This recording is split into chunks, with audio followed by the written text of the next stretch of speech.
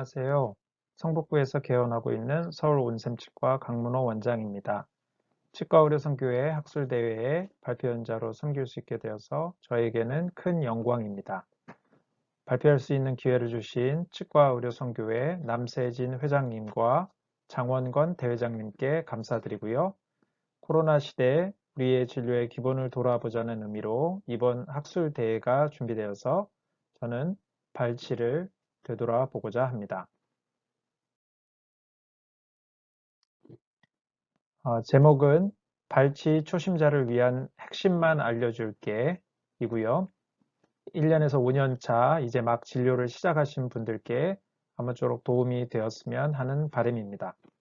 진료에 익숙하신 연차가 있으신 분들께는 골다공증 약과 혈액순환제 복용에 대해서 최근에 변경된 진료 지침을 내용에 넣었습니다. 진료하실 때 참고하실 수 있을 것 같습니다. 발치는 치과 의사의 가장 기본이 되는 수식입니다. 전연차 치과 의사에게는 임플란트를 시술하기에 앞서 절개, 판막거상, 봉합 등 수술적인 테크닉을 익힐 수 있는 좋은 기회가 됩니다. 이번 강의에서는 학술대회의 주제인 Keep Basic and Carry On에 맞추어 전연차 치과 의사들을 대상으로 발치를 안전하게 하기 위한 수술적 전 체크포인트, 사랑니 발치 술식 리뷰 및 임플란트 파절 시의 대처에 대해서 정리해 보고자 합니다. 저는 성북구에서 개원 7년차이고요. 가족은 중학교 3학년 딸, 초등학교 6학년 아들, 아내 이렇게 4식구입니다. 저희 병원 식구들이고요. 메나팀에 소속되어 있는 전노건 선생님과 같이 근무하고 있습니다. 코로나 전에는 직원들, 아이들 데리고 직원 근처 공원에 다 같이 가서 시간 보내고 하는 게 좋았는데 2년째 이런 시간을 못 가지고 있네요. 다시 일상이 회복될 수 있기를 바라봅니다.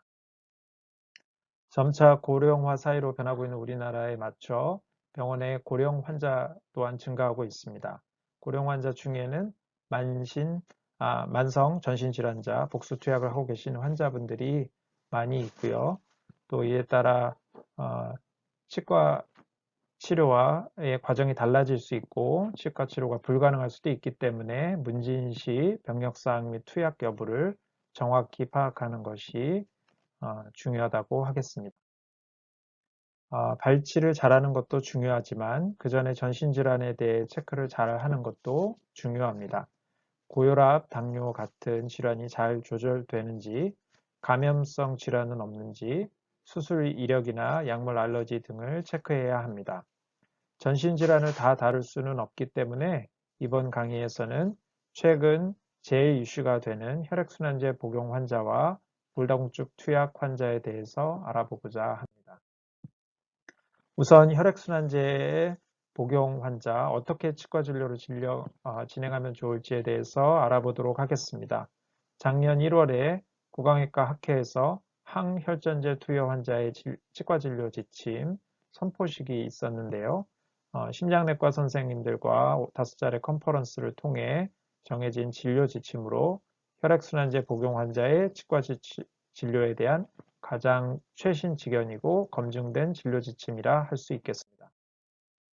이 진료 지침을 기준으로 작년에 덴탈 아리랑의 아주대 이정근 교수님께서 총 7회에 걸쳐 기고하신 내용이 있는데요. 이 시리즈 기고문을 진료에 참고하시면 좋을 것 같고요. 저도 이 내용에 준해서 말씀드리도록 하겠습니다.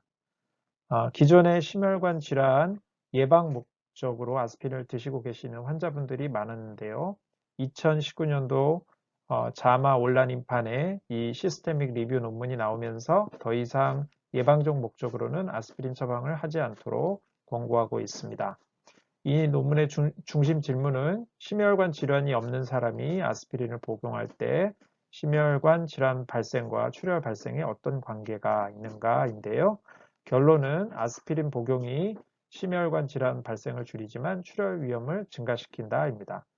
이미 알고 있는 사실이기는 한데 자세한 내용을 보면 심혈관 질환 발생 예방 효과 대비해 출혈 위험이 크게 증가한다는 내용을 가지고 있습니다. 15개 기관 16만 4천 명을 대상으로 조사했을 때 아스피린을 복용할 경우 심혈관 사건의 위험은 11% 정도 줄지만 출혈 위험은 43% 정도 늘어나는 것으로 보고하였습니다. 특히 두개 내 출혈 또는 위장관 출혈 같이 발생하면 굉장히 위험한 출혈 발생이 증가해서 두개 내 출혈은 1.34배, 위장관 출혈은 1.56배 상승하는 것으로 보고하였고요. 그래서 예방적으로 아스피린을 복용하는 것은 안 하는 게 낫다고 보고하였습니다. 그래서 미국 심장학회에서는 1차 예방약제로 아스피린 권고 등급을 대폭 낮추고 있고요. 유럽 심장학회는 아예 아스피린의 사용을 금지하는 권고안을 마련하고 있다고 합니다. 또 다른 논문에서는 뇌졸중이나 심혈관 질환으로 항혈전제를 복용하고 있는 환자의 경우 아스피린을 2주 중단할 경우 뇌졸중 위험이 1.987배 증가하고 4주 중단 시에는 3.4배 증가한다고 보고 나타났습니다. 와파린의 경우에도 7일 이상 중단하면 혈전색전증의 위험이 5.5배 증가한다고 합니다. 치과 치료 시에 발생하는 출혈은 마이너한 반면에 항혈전제 중단 시의 문제점은 매우 큰 것을 볼 수 있습니다. 그래서 항혈전제 투여 환자의 치과 치료의 최근 지침을 한마디로 정리해보면 가급적 중단하지 마라 라고 할 수 있습니다. 환자분들 중에는 발치 전에 아스피린이나 항혈전제 5일 정도 끊어야 한다고 알고 계신 분들이 많고 그렇게 끊고 발치 등을 받은 분들도 많은데 지혈 시간이 길어지더라도 끊지 않고 발치하도록 교육이 필요한 것 같습니다. 구체적으로 좀 더 알아보도록 하겠습니다. 항혈전제는 안티플레이트릿 드러그와 안티코아귤런트로 나눌 수 있습니다. 두 가지가 예방하고자 하는 질환이 서로 다릅니다. 항혈소판 제제는 동맥 경화로 인한 급성 심근경색이나 뇌졸중을 예방하는 것이 주 목표입니다. 대표적인 것이 아스피린, 플라빅스 등이고요. 반면 항응고제는 와파린이 대표적인데요. 혈류가 느리게 지나가는 곳에서 발생하는 혈전을 예방하기 위해서 사용을 합니다. 그래서 정맥혈전증의 치료나 인공심장 판막 수술을 한 경우에 혈전 예방에 사용이 되고 있습니다. 혈관이 지혈 과정을 보면은요, 혈관이 손상을 입게 되면 지혈이 되는데 1차로 혈관 수축이 되고 2차로 1차 지혈 과정으로 혈소판의 부착과 응집이 일어나고요. 2차 지혈 과정으로 혈액 응고 인자의 활성화에 의해서 지혈이 이제 진행이 됩니다. 그래서 1차 지혈 과정과 과정을 블록하는 것이 항혈소판 제제가 되겠고요. 2차 지혈 과정을 블록하는 것이 항응고제가 되겠습니다. 동맥경화로 인한 심근경색 예방을 위해 먹는 항혈소판 제제로는 아스피린, 플라빅스, 플레탈정 등이 있습니다. 스텐트 시술을 받거나 관상 동맥 확장술을 받은 환자분들의 표준 치료로는 아스피린과 플라빅스를 함께 복용하는 게 표준 치료고요. 아스피린만 복용하는 경우에 출혈 시간이 20% 정도 길어지고 플라빅스와 동시 투여하는 경우 50% 정도 증가하는 것으로 알려져 있습니다. 에피언트와 브릴린타 이런 약들은 이제 플라빅스의 단점을 보완한 약들이 되겠고요. 그래서 항혈소판 제제를 복용하고 있는 환자분들을 발치를 어떻게 하는 게 좋으냐? 우선은 이제 처음 보는 환자는 이제 내과에 컨설트 보내서 회신을 받아오는 게 좋겠고요. 뇌졸중이나 협심증이 이제 6개월 이내인 경우에는 치과 치료는 연기를 하는 게 좋겠습니다. 구강외과에서 학회에서 이제 정리한 진료 지침에서는 항혈소판 제제 복용 환자는 가급적 중단 없이 발치할 것을 권장을 하고 있습니다. 예방 목적으로 아스피린을 복용하신 분들께는 2019년도에부터 기점으로 이제 내과에서 처방하지 않기 때문에 복용하고 계신 분들은 이런 사실을 환자분들께 말씀을 드리는 게 좋겠고요. 뇌졸중, 협심증을 이유로 2차적으로 아스피린을 단독 투여 받고 계신 분들은 중단 없이 시행하고 지혈을 잘 하는 것을 권유하고요. 아스피린 플라빅스 이중 투여의 경우에도 수술 범위가 크다면 내과 컨설트 후 중단 가능 여부를 회신받은 후에 시행을 하고 수술 범위가 작다면 중단 없이 시행할 것을 권장합니다. 2차 지혈 과정에 작용하는 팩터들을 불러가는 게 항응고제인데요. 혈액응고인자 중에는 비타민 K와 관련된 팩터들이 많이 있습니다. 이것을 블록하는 대표적인 약이 와파린입니다. 그래서 비타민 K 안타고니스트가 이제 와파린이고요. 이제 헤파린이 있는데 헤파린은 이제 IV 주사제이기 때문에 일반 치과에서는 보기는 어렵습니다. 간혹 이제 개인 신장내과에서 투석을 받으시는 환자분들이 있는데 투석 받으실 때 헤파린을 맞으면서 투석을 합니다. 헤파린은 이제 지속 시간이 몇 시간 정도로 짧기 때문에 신장 투석을 받고 계시는 환자분들의 발치는 투석 다음날 오전에 받으시는 게 좋습니다. 노악이라고 non 비타민 K 안타고니스트 오랄 안티코아귤런트라고 비타민 K와 관계가 없는 항응고제가 개발이 돼서 와파린의 대용으로 사용이 되고 있습니다. 와파린의 경우는 비타민 K와의 영향에 민감하게 반응하기 때문에 약효를 일정하게 유지하고 관리하는 것에 어려움이 있습니다. 시금치나 양상추, 브로콜리들이 비타민 K가 많이 들어간 음식을 먹게 되면 와파린의 효과가 급속도로 감소하는 영향이 있기 때문에 조심해야 될 음식도 많고 항응고 효과가 잘 유지되는지 계속 체크해야 되는 그런 번거로운 점이 있습니다. 와파린의 여러 가지 단점을 보완하는 약이 노악이 되겠고요. 2차 지혈 과정의 마지막 단계에 그 비타민 K와 관계없는 항응고인자를 블록하는 약입니다. 대표적인 것이 이제 자렐도정이 있겠습니다. 자, 와파린이 복용하는 비타민 K 기량제 복용하는 환자분들이 오시면 내과 컨설트를 보내서 와파린의 중단이 가능한지와 PTINR 수치를 확인을 해봐야 합니다. 그래서 이제 INR이 4 이하이면 와파린 중단 없이 시행하는 것을 권장을 하고요. 4 이상이면 출혈 가능성이 높기 때문에 치과 치료를 하지 말고 내과에 의뢰하는 것을 이제 권장을 하고 있습니다. 와파린은 수일간 중단을 해야 항응고 효과가 떨어지는 데 비해서 노악은 하루에서 이틀 정도만 중단해도 항응고 효과가 바로 떨어지는 특징이 있습니다. 그래서 저출혈 시술의 경우에는 약 중단 없이 시행을 하고요. 고출혈 시술의 경우에는 아침 약만 중단하고 아침 일찍 진료하는 것을 권장을 합니다. 출혈 관리에 대한 표준 진료 지침을 보시면요. 우선 치과 시술은 하루 중 이제 오전 일찍 그리고 주말보다는 주초에 시행을 해서 블리딩이 발생을 했을 때 이제 대처할 수 있도록 그렇게 예약을 잡는 게 좋겠고요. 무손상 시술 어트라우마틱하게 하고 그 다음에 국소 지혈을 잘하고 지혈 확인을 잘 하고 난 다음에 귀가를 시키는 게 좋겠습니다. 시술 부위를 좁은 부위에 한정을 하고 한 번에 할 수 있는 시술이라도 가급적 여러 번에 나눠서 시술하는 게 좋겠고요. 진통제는 엔세이드는 출혈 소인이 있기 때문에 아세트아미노펜을 처방하는 게 좋겠습니다. 그리고 이제 서지셀이나 테로플로그 같은 국소적 지혈제를 적절하게 사용하는 것도 필요하겠습니다. 네, 저희 병원 근처에 실버타운이 있는데요. 거기에 계신 환자분들이 종종 방문하십니다. 노악 제제인 자렐도정을 드시고 계신 환자분이신데요. 대학병원에서 하악 전치부, 심플 발치 후 2주 정도 피가 났다 안 났다 계속 반복했다고 하십니다. 지혈이 잘 안 되면서 이런 식으로 그래놀레이션 티슈가 자라 올라올 수 있기 때문에 발치 전 항혈전제 중단과 수루 출혈 관리를 잘하는 게 중요합니다. 네, 그래서 이제 항혈전제 투여 환자의 치과 치료 시에 우선은 출혈이 동반되는가 보고요. 출혈이 동반이 안 된다면 표준 진료 지침을 준수해서 발치를 하면 되고요.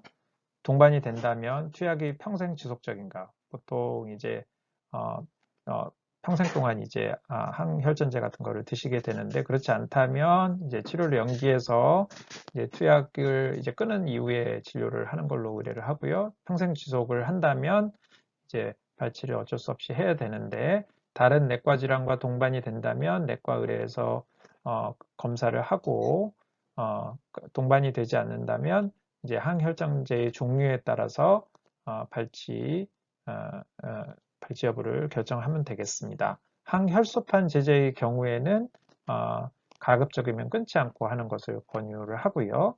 와파린의 경우에는 INR 4 이하에서는 끊지 않고 하고 4 이상에서는 치료를 연기를 하거나 조절을 해서 발치를 하거나 하는 것으로 하고요. 그리고 노악의 경우에는 저출혈 시술의 경우에는 약 중단 없이, 고출혈 시술의 경우는 아침약만 중단하고 발치 후 저녁약은 다시 먹는 것으로 그렇게 하는 것을 권장하고 있습니다.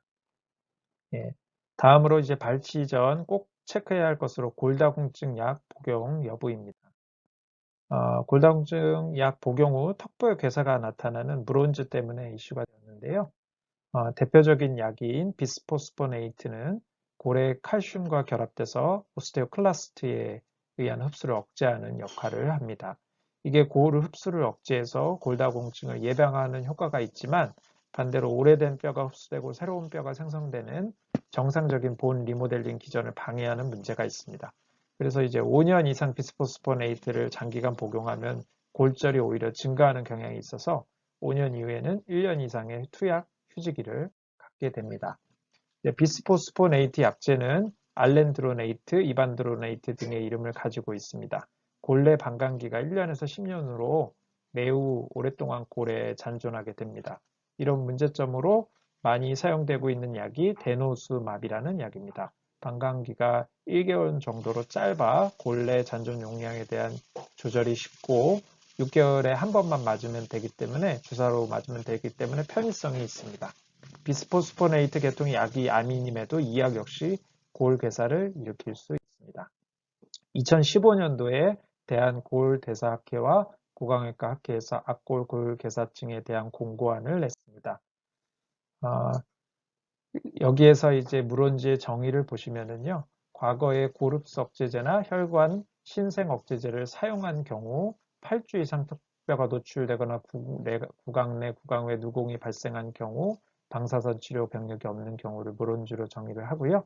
발치나 임플란트 수술, 잘 맞지 않는 틀니, 치주질환, 치주농양 같은 게 국소적 위험 인자가 되겠습니다.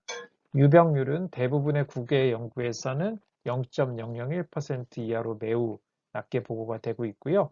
국내 15개 종합병원에서 공동 연구를 해서 총 60만 명 중 254케이스를 보고해서 2,300명당 1명 정도의 발생 빈도를 보고하였습니다.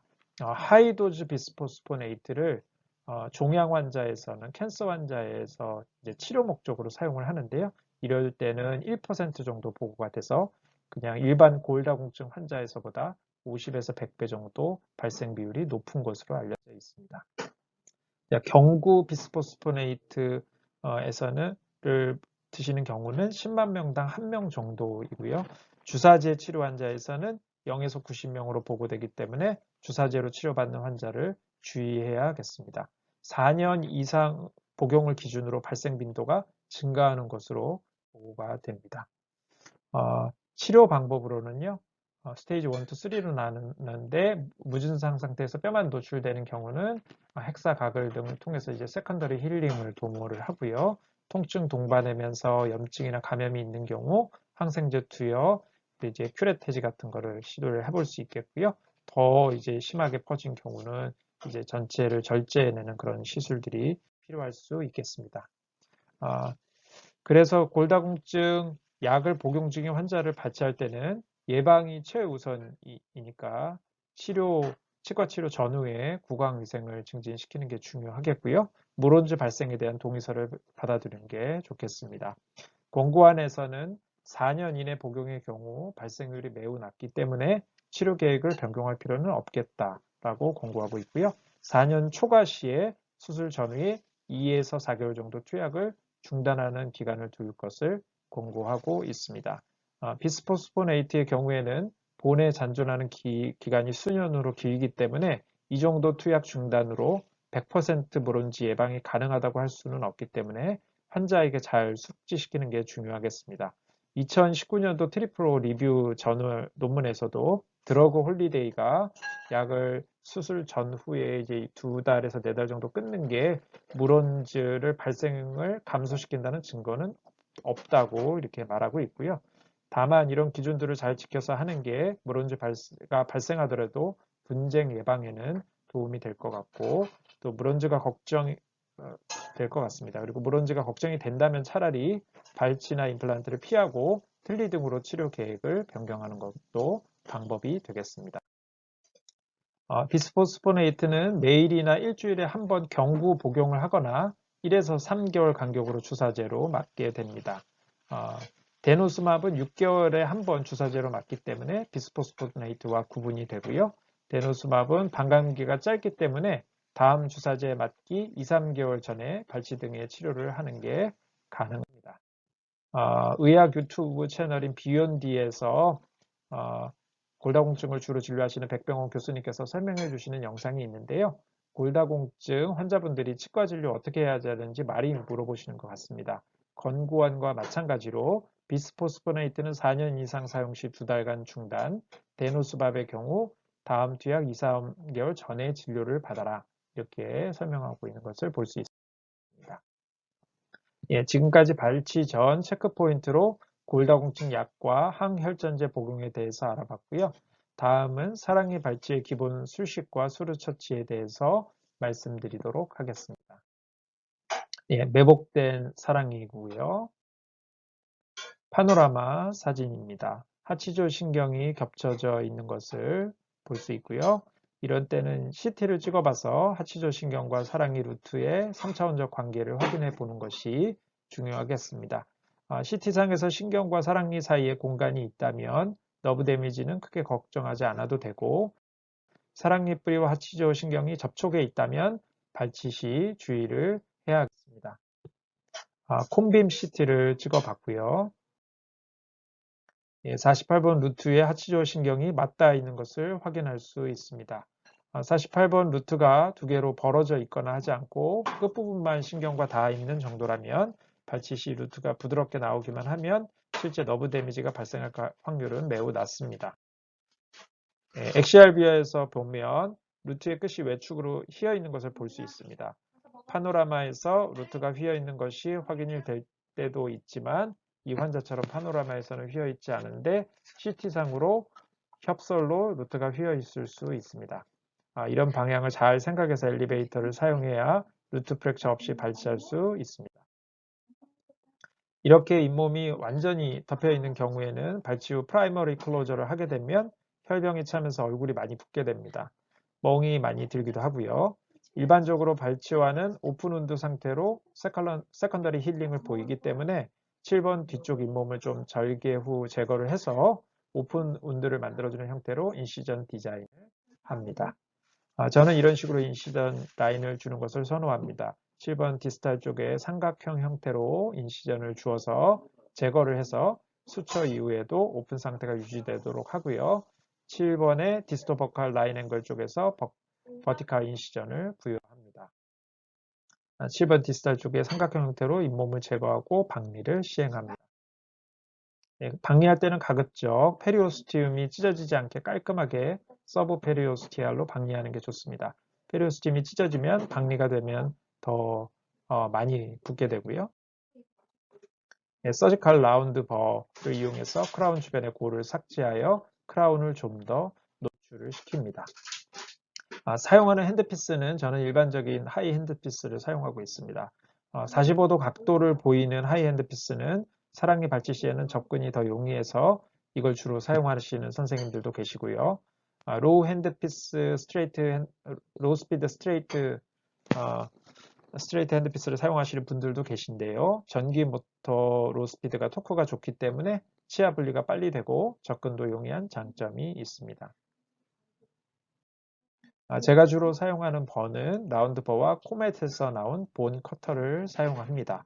라운드버는 주변 본을 삭제할 때 주로 사용을 하고요. 본 커터가 유용한데요. 이제 31mm로 길이가 길기 때문에 루트가 나오다가 부러져서 잔존 치건이 있는 경우에 이 본 커터가 이제 뾰족하면서도 절삭력이 좋기 때문에 주변 뼈를 최소한으로 삭제하면서도 루트 피커가 제대로 힘을 줄 수 있는 공간을 부여하기에 적당합니다. 길이가 길어서 웬만한 치아의 루트 깊은 데까지 접근하기가 수월하고요.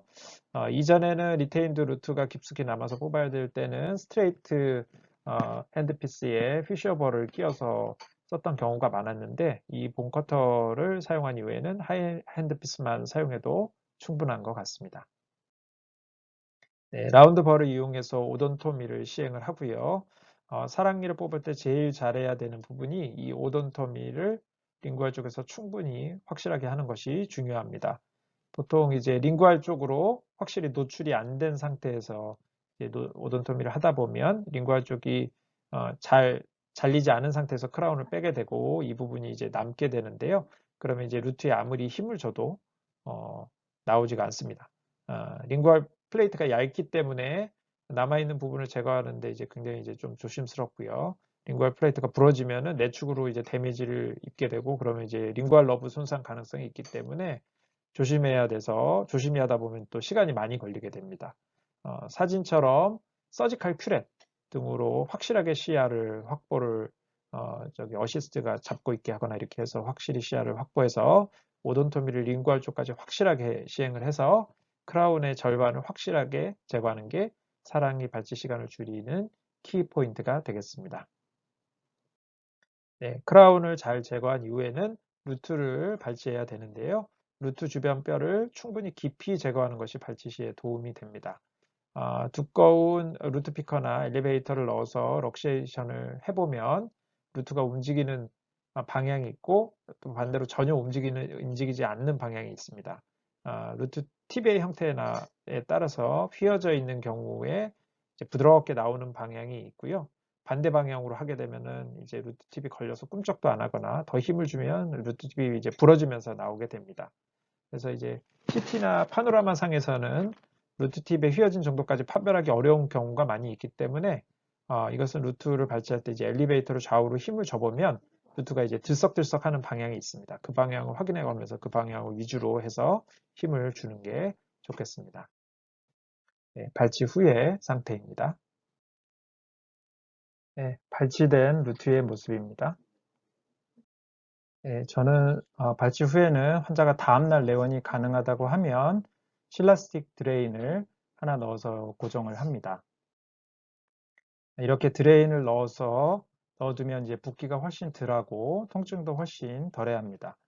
보통 발치 후 느슨하게 봉합을 하더라도 잇몸이 부으면서 발치아가 다쳐서 내부에 헤마토마가 차는 경우가 많은데 그 압력 때문에 통증도 생기고 많이 붓게 됩니다. 드레인을 넣어두면 붓기가 거의 없는 경우가 많습니다. 다음날 내원해서 빼면 되고 드레싱 비용을 한 번 더 받을 수 있어 보험적으로도 유리한 면이 있습니다. 드레인을 고정한 실은 좀 길게 잘라서 다음날 뽑기 수월하게 표시를 해둡니다. 환자한테 사랑니 뽑고 하나도 안 부었어요 이야기를 들을 수 있는 방법으로 3일 정도의 스테로이드 사용과 드레인을 넣어두는 것이 꿀팁이 되겠습니다. 마지막으로는 치아 말고도 임플란트도 제거해야 하는 경우가 요즘은 많이 생기기 때문에 임플란트 파절의 경우에 대처법을 알아보도록 하겠습니다. 임플란트 파절에는 스크루만 부러진 경우, 어부트먼트가 파절된 경우, 픽스처 바디가 파절된 경우가 있겠습니다. 우선 스크루만 부러진 경우를 보면 각 회사마다 부러진 스크루, 어부트먼트, 픽스처를 제거할 수 있는 키트를 가지고 있습니다. 드릴 가이드를 픽스처 내부에 고정을 해서 이너 스레드가 손상되는 것을 방지하고요. 가이드 내부로 드릴을 리버스로 돌리면서 부러진 스크루를 제거하는 구조입니다.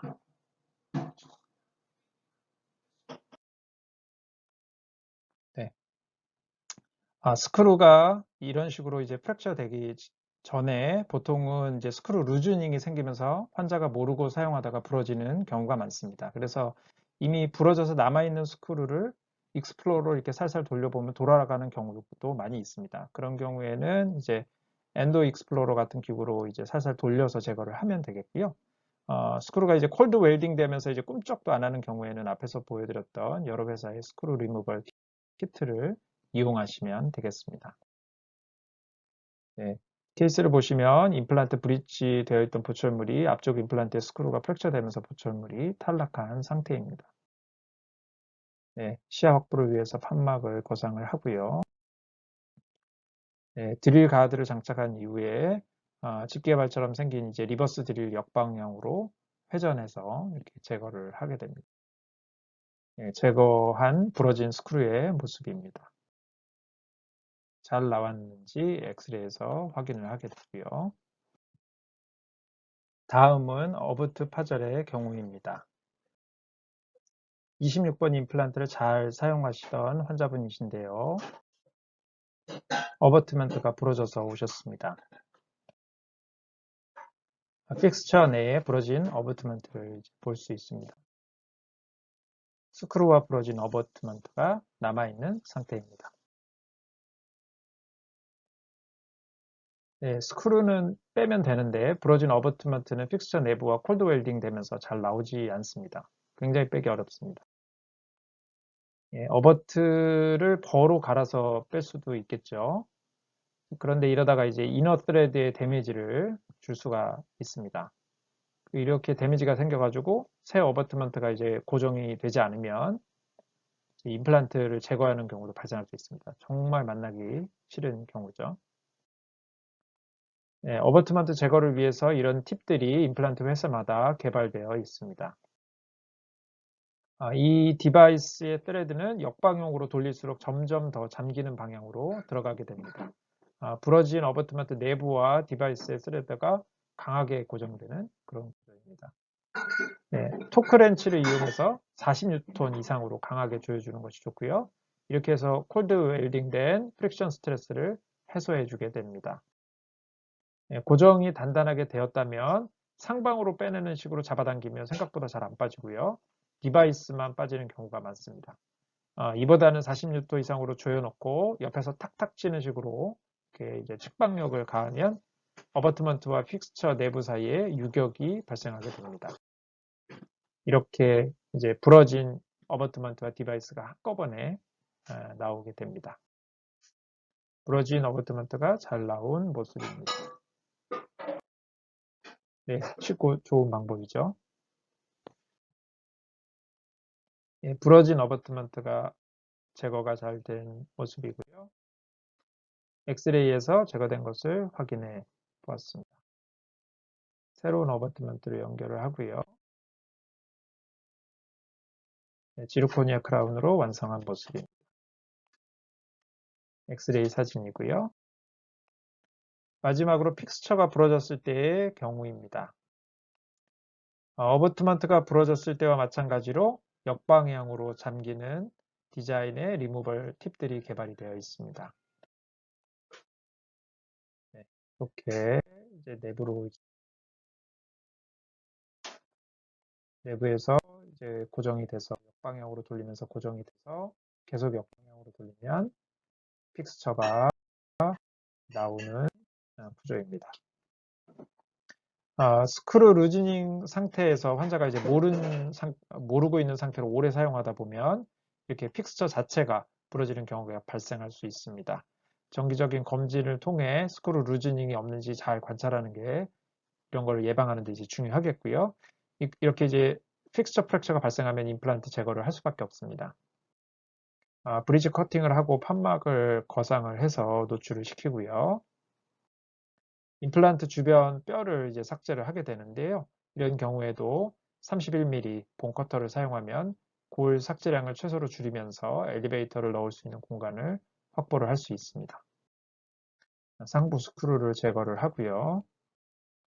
임플란트 주변 뼈를 삭제를 한 모습입니다. 엘리베이터 등을 이용해서 제거를 시행을 하고요. 제거가 다 된 모습입니다. 파절된 파편과 바디의 모습입니다.